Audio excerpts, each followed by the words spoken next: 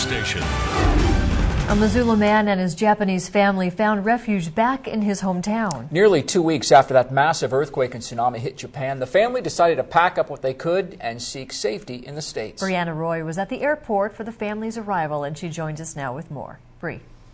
Mark and Jill, American Brandon Palmer has lived with his Japan family and his 2 sons for about 3 years in Japan, and he had no intention of returning to his hometown of Missoula like this. In fact, he just re-signed a teaching contract in Japan.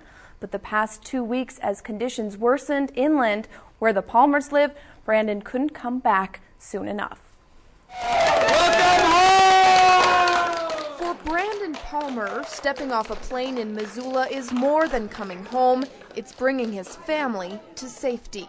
When I touched down here and I saw the M and the mountains, I realized that myself and my family, we were safe for the first time in 2 weeks, and that I wouldn't have to watch any more nuclear power plants blowing up in the near future. And, well, hopefully there wouldn't be any more earthquakes in the near future either. Friends, family, and churches banded together to help pay the airfare for Brandon, his Japanese wife, and their 2 sons to come to Missoula.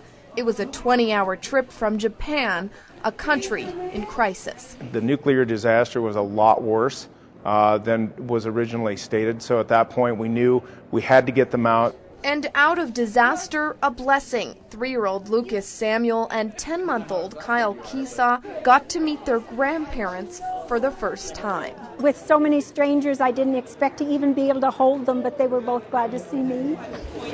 The Palmers will spend at least a month in Missoula, but the rest is uncertain. I take it as sort of a point in life where there's kind of a fork in the road, and then you kind of have to make a decision. And right now, I feel like my family and I are standing at that fork.